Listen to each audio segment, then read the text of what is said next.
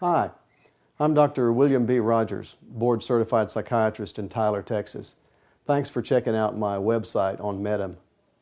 I've got a few things I want to pass on in terms of observations and then maybe make some requests for our colleagues in family practice and the primary care specialties.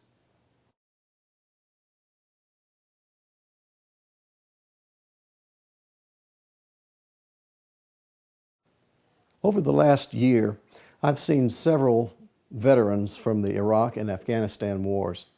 It's interesting how these people found their way to my practice.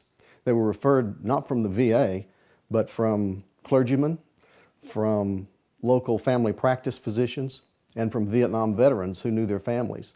The Vietnam veteran guys being the ones that are bending over backwards to try to help their younger brothers and sisters. The point I want to get across to you family practitioners and primary care caregivers today is that you're going to be the ones that see these people first.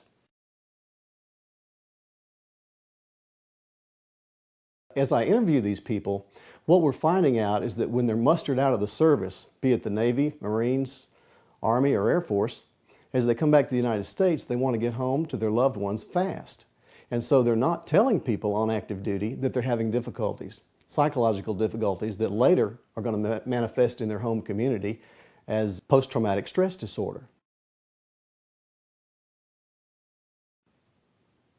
So I want you to know something about post-traumatic stress disorder. How are you going to learn about it, and how are you going to learn to recognize it in these young men and women who are coming back home and will be seeing you in your practices? First of all, you have all the resources of my website available to you. There are several places on the site where you can click on articles and informational tables about post-traumatic stress disorder and how it's manifesting in our current veterans. Secondly, you can go to the websites for the VA, and there'll be a link to the VA on my site. And thirdly, there'll be a place on my site that you can click and download a screening form to check symptoms that manifest as post-traumatic stress disorder, and also to look at the things that cause it, the kinds of experiences these active duty soldiers and sailors and Marines may have been having that will later lead to this post-traumatic stress syndrome.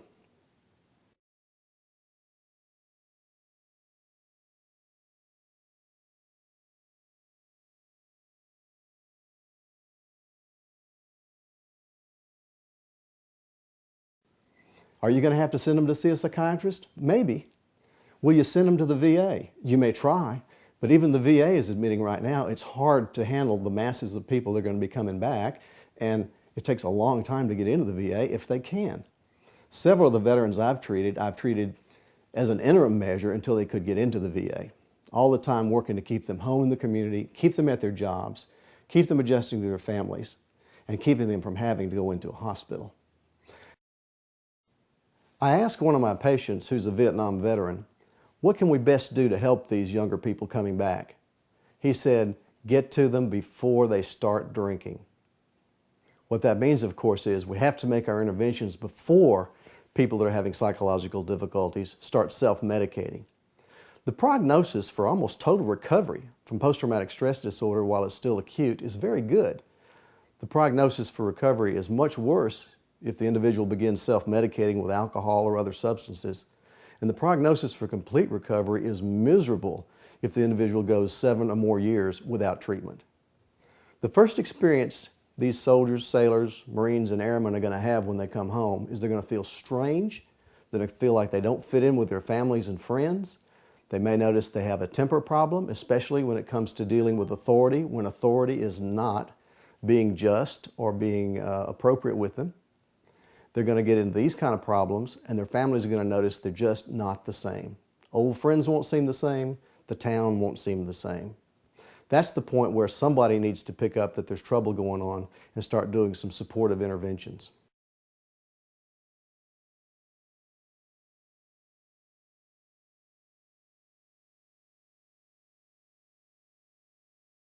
You primary care physicians and caregivers are going to be the first people to see them in your hometowns. These may be patients that you've treated since they were little kids, and they're going to be coming to you with difficulties. And it's going to be somatic stuff like headaches and stomach aches and not sleeping well.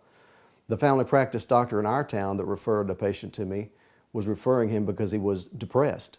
And indeed he was depressed, but the family doc didn't really make the connection with the combat experiences the fellow was trying to process. Use my website. Use the VA website. Get with your local county medical societies and ask them to design programs of education for you to learn more about how to spot these people and stabilize them while you're getting them referred to the appropriate sources for treatment. We want these people coming back to America, fitting into their homes, happy, healthy, productive, and carrying on with the life they left off before they went overseas for us.